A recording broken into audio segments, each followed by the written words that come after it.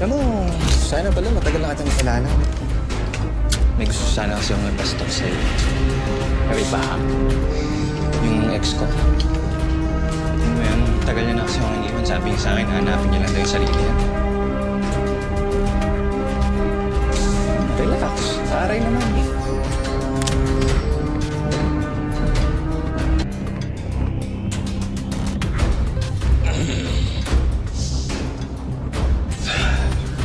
Alam mo, tol, gusto ko yung vibe mo eh.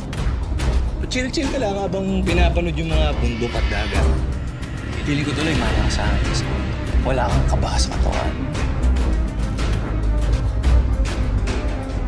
Pero alam mo, excited na talaga ako eh.